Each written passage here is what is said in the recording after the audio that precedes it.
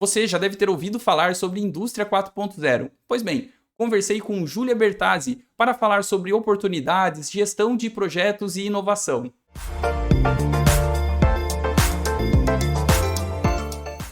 Bom, pessoal, café de hoje com Júlia Bertazzi. Vamos falar um pouco sobre Indústria 4.0, transformação digital, quais são as tendências das indústrias por aí. Enfim, ela que está envolvida nesse tema veio aqui contribuir e tomar esse café com inovação. Júlia, obrigado aí pelo seu tempo, obrigado aí por compartilhar um pouco dessa sua experiência. Mas antes de a gente entrar no assunto, de fato, compartilha para as pessoas aí quem é você, de onde você veio, o que você faz, enfim. E muito obrigado mais uma vez aí pelo seu tempo. Obrigada, Felipe, pelo convite. É um prazer estar aqui. É, Bem, eu sou a Júlia Bertazzi, eu estou como gerente de projetos aqui na VDI Brasil, que é uma associação de engenheiros Brasil-Alemanha, mas eu comecei na engenharia de produção. Né? Lá na época eu fazia e eu descobri que tinha um professor que mandava o pessoal para a Alemanha, e eu falei, gente, eu quero muito estar nesse grupo.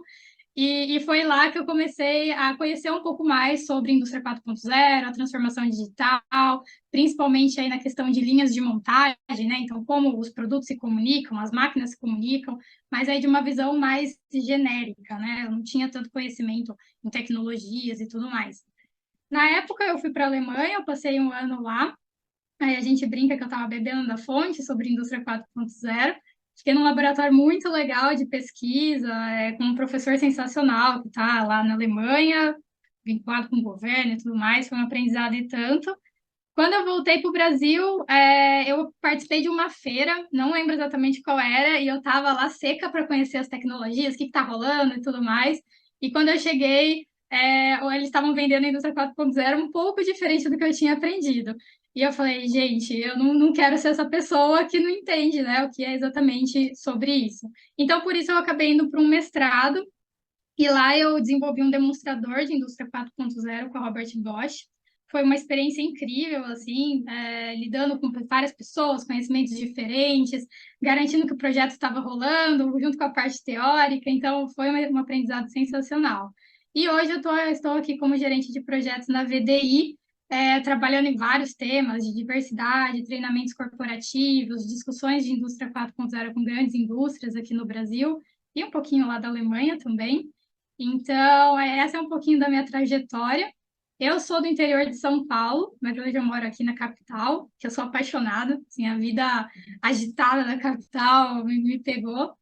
É, E aí eu gosto muito, né, de trilhas, coisas da natureza. Então eu saí do interior para gostar ainda mais de natureza. Vai entender, acho que é a falta, talvez. Mas aí, Se saiu lá é, do. Saiu do campo e tal para o agito de São Paulo, mas ainda suas raízes ainda brilham aí, né? nossa, com certeza. Nada como um bom churrasco na grama, com a família, tomando uma caipirinha de boa, né? Tipo, é um final de semana perfeito para mim. Muito legal, muito legal. Bom, ô, Julia, você teve aí uma boa passagem, uma experiência muito legal bebendo da fonte, sem trocadilhos, né? Na Alemanha não tem lugar melhor ali, relacionado à indústria, né? A indústria 4.0. Mas antes de a gente entrar um pouquinho nesse tema, eu queria que você conceituasse na sua percepção, mediante tudo que você viu, tudo que você percebe e sente aí das indústrias e das ações, o que é inovação, né? Porque inovação tem ali algumas definições e tal. Tem pessoas que acham bonito, eu vejo empresas que colocam na parede, aquele negócio todo, mas assim, na prática mesmo, aí falando da sua experiência, o que você considera como inovação? Olha, inovação, a gente parece uma palavra fácil, um conceito fácil, mas vai muito além, né? Não é só uma palavra bonita para pôr na parede. E ela, querendo ou não, ela tá no nosso dia a dia que a gente não percebe, mas quando a gente coloca especificamente ali, parece que trava, né? O pessoal fica com medo, pô, eu vou ter que inovar, mas a gente faz isso todos os dias. Então, a inovação é você fazer algo de uma forma diferente, na minha concepção. Então, só que fazer esse algo, né? Por exemplo, eu brinco que o Michael Jackson ele foi inovador, porque a dança já existia, tinha vários tipos, mas aquele passinho do Michael Jackson é dele. Então, foi fazer algo de uma forma inovadora, algo diferente, que virou ali, né, o branding dele. Então, e aí a gente tem algumas dificuldades com alguns termos que permeiam a questão da inovação. Então, disrupção, invenção, criatividade. E aí a gente pode fazer, né, trazer aí o Thomas Edison com a lâmpada. Então, foi inovador, porque fez algo diferente. A gente já tinha vela para iluminar a casa, mas, pô, quando a gente traz as lâmpadas, a questão da eletricidade e tudo mais, olha o tanto de coisa que mudou. E também foi disruptivo, porque mudou nosso estilo de vida completamente. E foi uma invenção, porque era algo completamente novo. Então, a gente vê muito as pessoas falando inovação disruptiva. Tipo, mas é exatamente disruptiva, porque disruptiva é quando muda a sua forma de viver, muda a estrutura, né? Uber, iFood e tudo mais. Então, e também é algo bem importante em relação à inovação, no meu ver, que a inovação, ao mesmo tempo que ela está mudando algo, ela está trazendo valor. Então, ela está fazendo algo diferente, trazendo valor, seja para a pessoa, mudando um processo que ela fazia, seja para os seus clientes, seja para o stakeholder, seja para a sua cadeia, não importa, mas ela agrega valor para alguém. Então, ao meu ver, isso é um pouco da inovação. Não, legal, eu até sempre falo, né, que o que guardou aqui na minha mente foi uma vez, faz muito tempo, estava assistindo uma palestra de um grande gestor de uma empresa aí em São Paulo, e ele falou, né, que é inovação, né? As pessoas falam, é fazer diferente. Daí ele falou, pô, se fosse só isso, comer ou tomar sopa com garfo era uma inovação. Mas por que que ninguém faz, né? É porque não gera valor. Então, é fazer diferente, gerando valor ali para as pessoas, valor financeiro, valor agregado como um todo. Então, acho que a sua definição aí ficou bem legal aí, que ilustra um pouco esse exemplo. E E falando. também, Sim, só sim, para complementar, né, que eu tinha esquecido, também ela deve ser implementada. Tipo, isso é um ponto bem importante, exato. porque uma ideia é só uma ideia. Quando ela é implementada, ela é algo inovador. Então, isso é bem importante também, né? Quantas grandes ideias aconteceram e sumiram aí porque ninguém implementou, que é a parte difícil, né? Executar. Se você aí, como gestor de projetos, também sabe que socorro. E aí também vai muito em linha daquele negócio, né? Aproveitando essa que você falou sobre isso. E, bom, já que é novo, já que a gente não sabe, faz parte de pesquisa, faz parte de desenvolvimento, e é por isso que também eu trago aqui em alguns vídeos no canal, né, relacionado a aquela metodologia padrão de gerenciamento de projetos que a gente aprendeu na escola, né, que é o planeja, executa e entrega, talvez não seja a melhor abordagem, e é por isso que abordagens ágeis apareceram e ganham força para empresas aí de desenvolvimento de produto, de inovação, exatamente por desenvolverem protótipos, ir melhorando, pegando feedback, enfim, ir evoluindo. Eu até brinco, né? Poxa, será que quem inventou o Uber, ele fez todo um planejamento waterfall e saiu implementando depois?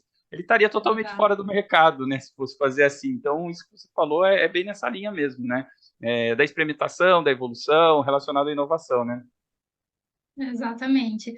A gente tem um projeto aqui, que é o Industry for Her. Você até já participou com a gente, né? Muito legal esse Junto, projeto. sensacional. Então, só contextualizando, é um ciclo de capacitação para mulheres em indústria 4.0 e liderança. E o que acontece? Ele surgiu lá em 2020 e a gente teve nossa primeira versão, que foi um MVP, que foi literalmente isso. Gente, vamos testar a ideia, vamos testar o que a gente quer fazer, esse ciclo de capacitação de 3 meses. Parceiros, vamos fazer aí também, né? Foi meio que uma broderagem, vamos assim dizer, todo mundo participando e depois a gente vê o que vai acontecer. E ainda bem que a gente fez isso, porque hoje a gente está na nossa 8ª edição, tem outros tipos de ciclos de capacitação, só focado para liderança, por exemplo, mas toda edição passa por melhoria, toda. Assim, eu acho que desde que foi criado, não teve uma que a gente não mudou alguma coisa, porque as coisas vão mudando, né? Então, antigamente, a gente estava lá na época da pandemia, as pessoas queriam mais contato, né? A gente estava entendendo ainda, mas a gente tinha aquela necessidade de interagir. Voltou para o dia a dia, está voltando para o modelo tradicional, híbrido, que nossa agenda está maluca, ninguém tem mais tempo para nada, não comporta mais tanto tempo de aula. Então, como que a gente enxuga? Que esse material faz sentido? Como que a gente adapta? Né? Porque as coisas foram mudando. Em 3 anos, tecnologia mudou, surgiram novas, enfim. Então, eu gosto muito dele porque surgiu como um MVP. A gente, toda edição sempre tem novas melhorias, o que que a gente pode fazer de melhor, e se não acontece durante também. Pô, isso aqui não deu certo, vamos arrumar já, para não postergar. E eu acho que isso é algo muito da essência de projetos, né? A gente precisa estar muito ligado e trazendo todas essas metodologias juntas. Às vezes a gente usa um pedacinho de cada, mas acho que esse é o ponto. Como que a gente agrega valor trazendo as metodologias que fazem sentido naquele momento. Por isso que a gente tem que ter conhecimento sobre isso, né? Sobre essas metodologias de gestão de projetos. Com certeza, muito legal, porque eu sempre digo aqui, né? Quem assiste outros vídeos certamente já viu falando. Se a gente só conhece o martelo, tudo vira prego, né? Então, se a gente só conhece um tipo de metodologia, a gente vai sempre tentar encaixar o quadrado no círculo. Ah, não funcionou. Aí o Scrum não funciona, o método ágil não funciona. Será que ele não funciona? Ou será que está usando errado? Ou, enfim, não está ali combinando as ferramentas da maneira correta, né? Então, eu acho que é Tá? bem isso mesmo, né? E até aí agora puxando para a prática, como você mesmo falou, né? Você é uma pessoa aí que conhece, sempre está em contato com grandes indústrias e é muito legal falar isso aqui no vídeo que a indústria tem uma parte pesada de pesquisa, desenvolvimento, de implementação e de mudança de vida como um todo para a sociedade em geral, em vários aspectos e muita coisa está respingando, né? Está aparecendo. Então a gente fala aí sobre conexão mais rápida com 5G, com inteligência artificial, conectividade, enfim, a gente está falando de bastante coisa, indústria 4.0 mesmo, né? E aí eu queria ouvir um pouco de você, o que você vê disso, né, de inovação e transformação digital no ambiente das indústrias? O que você está vendo como mudança, o que você está vendo como tendência daqui para frente? Legal. Bem, aqui a gente tem um pezinho muito forte com a Alemanha. Então, é uma recomendação até que eu deixo, né, para quem tem interesse em falar de transformação digital e conhecer mais, é procurar o site da Acatec, que é a Academia de Ciência e Engenharia Alemã. E eles têm muito conteúdos e até foi lá que surgiu, né, o primeiro book de Indústria 4.0 com grandes profissionais. E neles, né, a gente trabalha muito vinculado a isso, que traz que a indústria 4.0 ela tem quatro pontos principais, né? Dimensões, que são os recursos, então as máquinas, tudo mais com sensores e afins. Você tem os sistemas de informação, então como você conecta os dados, como você integra a sua cadeia, como você integra verticalmente a sua fábrica, que é, né, tipo, os vários departamentos, os vários setores da fábrica se comunicando e trocando dados, que aí dados é o grande ponto aqui da indústria 4.0. A questão de estrutura organizacional e gestão de projetos está aqui dentro. É muito legal. Eu já trago aqui um exemplo que eu estava conversando ontem até com o pessoal. E cultura. Então, as pessoas elas estão engajadas, elas estão alinhadas com a questão de transformação digital. A cultura organizacional está incentivando as pessoas e promovendo a questão da inovação. Então, essas quatro vertentes elas são essenciais para o avanço da indústria 4.0 nas corporações. E aí, um aprendizado que a Alemanha traz é que essas quatro dimensões elas caminham juntas. Então, não adianta você avançar muito com tecnologia e o seu pessoal ficar para trás. Porque quem faz a transformação são as pessoas. As tecnologias, elas servem às pessoas. Ainda a gente está entendendo um pouco isso, né? Tem muito medo, poxa, chat GPT, eu vou perder meu emprego, tudo mais. Só que olha o tanto de serviços e novos empregos que estão surgindo, sabe? Tem tanta oportunidade aparecendo. Um professor da faculdade uma vez brincou, eu gravei até hoje, que se fosse questão de dar trabalho para as pessoas, no agro, todo mundo estaria usando uma colher para cavar e plantar, seja lá o que a gente precisa. E ninguém mais quer fazer isso, né? A gente quer coisa criativa, quer coisa diferente. Então, eu acho que é a gente olhar para a tecnologia como uma oportunidade para esses novos trabalhos e tudo mais. Então, e aí, né, quando eu falo de gestão de projetos na indústria, um exemplo que eu achei muito legal, que foi, eles são uma grande indústria química mundial e tem várias fábricas ao longo, né, do mundo inteiro. E você tem vários projetos. Então, você tem tanto aqueles projetos que são mais inovadores, mais disruptivos, às vezes, novos produtos ou afins, mas melhoria também. Então, você precisa implementar seus sensores para monitorar, e aí você tem que integrar esses dados com o seu sistema, e aí você investe no sistema ou você investe no Wi-Fi? E como você quantifica tudo isso, né? O retorno de investimento. Sei lá quando que eu vou pagar o Wi-Fi. O Wi-Fi não se paga sozinho, é a solução que paga o Wi-Fi, né?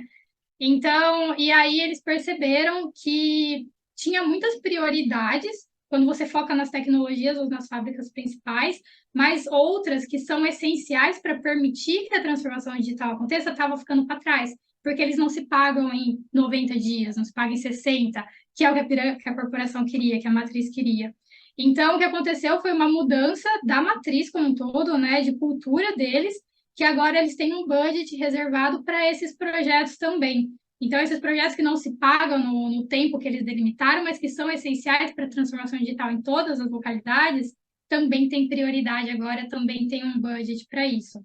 E aí, por que que eu vejo que isso é uma questão de gestão de projetos, né? Claro que é um nível corporativo, mas que é identificar que há necessidades que podem não trazer retorno, porque muitas vezes os projetos e as decisões são com base em retorno de investimento rápido.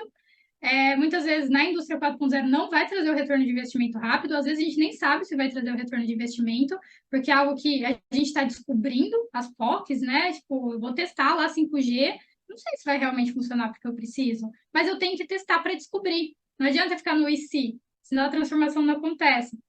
Então, aí veio toda essa mudança cultural e tudo mais para a questão da gestão dos projetos corporativos como um todo, para que a empresa avance na transformação digital, porque eles identificaram o valor de você fazer tudo isso e desses projetos que não trazem retorno tão rápido. Então, acho que esse foi um grande gatilho, assim, nas indústrias, né? Como que eu trago projetos que vão agregar valor, mas eu não sei quando, eu não sei como, e eu não sei se realmente vai trazer, né? É um risco, tem que arriscar. E você falando, né, me recordo muito sobre um tema que eu estudei no meu mestrado também, né, que foi os três horizontes da inovação, onde ele fala que o horizonte um é aquele do conhecido, onde é o ganha-pão, vamos dizer assim, da empresa, o horizonte 2 é o parcialmente conhecido, onde você vai lá e tenta expandir um pouco os seus negócios, e o horizonte 3 que é o que a gente conhece como disruptivo, né, é aquele que é mais difícil, demora mais, exige mais pesquisa e desenvolvimento, talvez ele não se pague num curto prazo. Muitas dessas ideias vão falhar, mas se uma dessas ideias derem certo, realmente pode mudar ali não só o patamar da empresa, mas de uma sociedade, às vezes, pode navegar num oceano azul durante o tempo. Então, ficar esperto, isso que você falou, né? Não colocar ali todos os ovos na mesma cesta, colocar um pedaço desse budget dentro ali de pesquisa e desenvolvimento ou de projetos que não se pagam a curto prazo, mas por outro lado que podem alavancar a empresa, pode transformar a empresa como um todo. Acho que é mais ou menos isso, né? Quando a gente fala de indústria 4.0, né, é você produzir um produto, por exemplo, você ter dados, quando ele foi produzido, que máquina, que operador, com que matéria-prima, como estava o clima, porque às vezes isso interfere ali na sua máquina ou na qualidade do seu produto, né, na matéria-prima. E, poxa, você ter todos esses dados, você consegue falar, ó, é o lote tal a tal que está com recall, o resto está tudo bem. Então, olha o tempo, o investimento, porque senão você vai ter que investigar um por um sem ter dados. E aí volta na questão dos dados, a importância deles, né? De você ter eles na questão de tomada de decisão, de identificação e da transformação digital. Não só na indústria, em todos os lugares, eu acho. Não, com certeza. E uma coisa aí que você falou que eu achei interessante, que é legal a gente debater aqui também, e eu sou muito disso também, né? Projetos são feitos por pessoas para pessoas. E aí no meio do caminho tem tecnologia, aí você mencionou do chat GPT, eu super concordo com isso. E dado isso, o que que você enxerga aí como possibilidade de treinamentos, de aperfeiçoamentos, dado essa imensidão, vamos dizer assim, de oportunidades na indústria, tanto na parte técnica como na parte de gestão de projetos mesmo, né, que você acabou falando. Claro. Bem, eu entrei no mundo da gestão de projetos faz 5 anos, assim, basicamente. E eu diria que é muito importante a gente procurar ciclos de capacitação. Tipo, a questão de você conhecer essas metodologias são essenciais. E se eu fosse recomendar por onde começar, começa pelo básico, começa pelo PMI, começa pelo tradicional, que você vai ter uma noção do que é um projeto, o que é um programa, né? Quais são as características essenciais. E aí você vai trazendo novos e mais ferramentas, e existem N, que você vai vinculando e você vai testando. Então, né, por exemplo, hoje, por que eu falo isso? A gente tinha gestão de tarefas, o time foi crescendo, então antes eu gerenciava as minhas, muito mais fácil. Você tem lá seu caderninho, você vai botando os cheques e você sabe o que tem que fazer, e é muito menos informação na cabeça. Agora você tem mais, aí a gente, né, com mais projetos, com vários parceiros, entra mais uma pessoa no time. E aí você tem que gerenciar essa pessoa também, você tem que estar lá por ela, monitorar as atividades, orientar ela mas todo o resto é fazer o seu trabalho. E aí entrou mais uma pessoa. E chegou uma hora e eu falei, gente, eu não sei o que está acontecendo aqui, sabe? Socorro. Meu papelzinho não está funcionando para gerenciar isso daqui. Então, o que que a gente pode fazer? E aí eu fui para várias ferramentas. Eu fui para Trello, eu tentei Excel, aí eu fui para o Microsoft Project, aí eu tentei, não sei o que, nenhuma dava certo. Aí eu falei, não, alguma tem que estar, gente, não é possível, e estudando. E aí eu voltei para o Excel, assim, não é uma enorme complexidade os projetos, a gente tem ali as entregas, mas que facilitou muito, a gente consegue controlar status, a data de execução, se está atrasado ou não, e é uma ferramenta simples, tem ali um monte de exemplo na internet que a gente pode aproveitar. Então, e eu estava achando que, pô, tem que ser uma ferramenta muito elaborada, não sei o que lá. Não, pode ser um Excel, ali fórmulas mais básicas e a gente vai aperfeiçoando conforme a necessidade. Então, e ter estudado a questão do PMI e tudo mais me ajudou muito a estruturar tudo isso, né? Então, se eu fosse recomendar, eu começaria por aí. Não sei se você concorda comigo, mas é uma questão de lifelong learning, né? Tipo, aprendizado contínuo e eternamente, independente da área que você esteja. Porque as coisas mudam muito rápido, ferramentas novas aparecem muito rápido.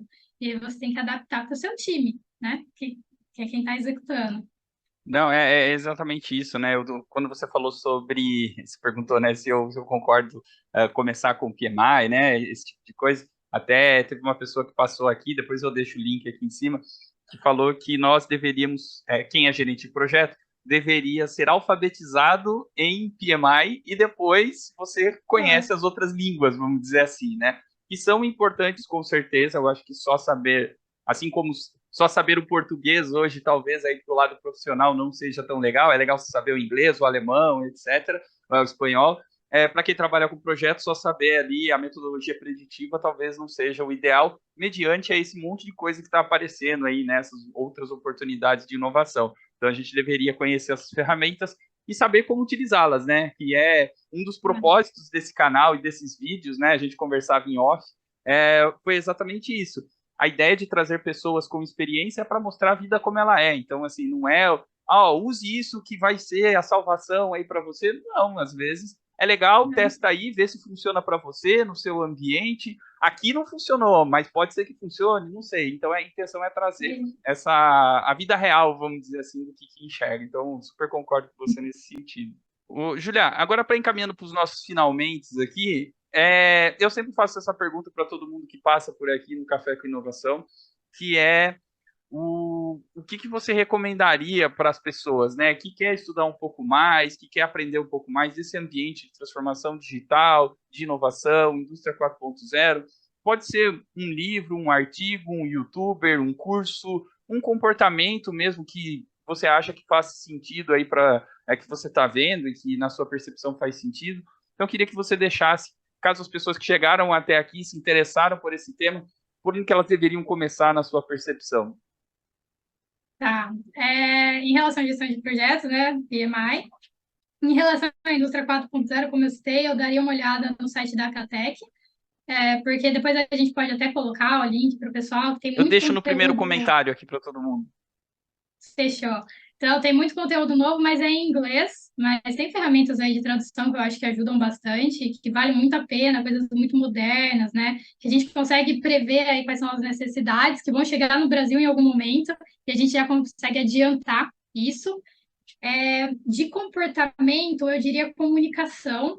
Gente, acho que, sei lá, meu irmão brinca muito que 80% dos problemas do mundo seriam resolvidos com uma boa comunicação. Eu chutaria até mais, sabe? Porque a gente, para nós, às vezes, falar algo é óbvio, mas para o outro não é. E aí, a gente nessa questão, né, a diversidade e inclusão está muito forte. Então, trazer pessoas diferentes para os seus times é observar que cada um tem a sua percepção, tem experiência de vida, às vezes algo que você fala tem outro sentido para a pessoa, e ainda mais, né? Eu falaria em questão cultural, seja aqui no Brasil, seja internacional. Tem culturas que olhar no olho é ok, é esperado, na verdade. Tem outras que olhar no olho não é esperado. E tem outras que não é visto com bons olhos se você encara alguém de um cargo mais alto. Então, você conhecer tudo isso, né, a questão da comunicação, da cultura e afins, eu acho que é essencial, assim, para você conseguir trilhar independente da área que você está. Não importa se é gestão de projetos, se é indústria 4.0, não importa. E de livro, né, falando um pouco aqui de questão de cultura e tudo mais, quando a gente fala, né, de transformação digital, é transformação de cultura, eu acho. A gente se adaptar às novas ferramentas, a mudança do estilo de vida, a mudança do que se espera no nosso trabalho, que a gente vai ter que aprender, o que não vai, enfim, né, calma, gente, tá tudo bem. As coisas são devagar para nós, né, aos poucos que a gente vai avançando, apesar da sociedade puxar muito, tudo muito rápido. E aí tem um livro que eu gosto muito, eu estou terminando de ler ele, que é o Switch, né? Como fazer mudanças quando a mudança é difícil. E eu achei muito legal, assim, porque ele é uma pessoa que está ali em várias diferentes sociedades, assim, né? Tipo, e tentando melhorar a qualidade delas ou trazer bons insights para o crescimento, desenvolvimento desses grupos. E ele fala que muitas vezes a gente foca no que está dando errado, né? Pô, por que não está funcionando? O que está falhando? Onde eu estou errando? Mas às vezes você focar onde está dando certo, o que deu certo, é o gatilho para a mudança. Então, foi um exemplo ali que era a questão da alimentação, que as crianças estavam desnutridas, né? Muito desnutridas, mas tinha algumas que não estavam. Pô, o que está acontecendo aqui? Por que elas não estão? E era toda uma questão de alimentação que as mães faziam com essas crianças. Então, ela já está adaptada na cultura, ela já sabe como funciona aquilo. Não adianta eu, aqui do Brasil, querer botar a minha ideia, que eu nem sei quais são os alimentos que estão disponíveis ali, né? Então, eu acho muito legal porque ele traz bons insights assim sobre como a gente fazer essas mudanças e eu acho que vale para nós também, né? Como que a gente faz essas mudanças e se mantém atualizado, deixa de lado coisas que a gente achava que eram essenciais, mas hoje não faz mais sentido e está tudo bem, a gente pode mudar o caminho. Então, eu acho que isso é bem interessante, assim, eu recomendo bastante esse livro. Legal, é realmente a gente pensar em novas oportunidades de inovação. Então, essa recomendação de livro nunca foi falada aqui nesse canal, esse livro. Legal. Então, fica aí uma sugestão diferente para quem chegou até aqui e está nos acompanhando. Juliana, obrigado pelo seu tempo, obrigado aí por poder contribuir um pouco com esse tema que é tão do dia a dia, né? Indústria, inovação, saber aí como é que tá, como é que estão as coisas dentro dessas empresas e oportunidades, mostrar para as pessoas que gestão de projetos não é só área de tecnologia, mas indústria tem bastante, ou grandes oportunidades, grandes empresas. Então, existem aí um mar de oportunidades para profissionais aí que querem entrar nessa área. Então, meu muito obrigado. Eu queria te devolver a palavra para algumas considerações finais, redes sociais, enfim, que você quiser divulgar aí, fica à vontade. E obrigado mais uma vez aí pelo seu tempo. Não, eu que agradeço, Felipe, obrigada aí por todo mundo que está acompanhando a gente. Também aceito recomendações, pessoal, se alguém tiver. Felipe também aqui nos bastidores a gente conversa depois, que eu gosto muito de ler, adoraria conhecer mais. E obrigada pelo convite. Quem tiver interesse no Industry for Her, algum outro programa que a gente comentou, procura no meu LinkedIn ou então no site da VDI, que é onde eu trabalho, tem bastante coisa. Então, muito obrigada a todos aqui pelo tempo. Imagina, obrigado. Júlia, obrigado mais uma vez. Vamos transformar aí esses projetos nas indústrias, hein? Até mais, até a próxima.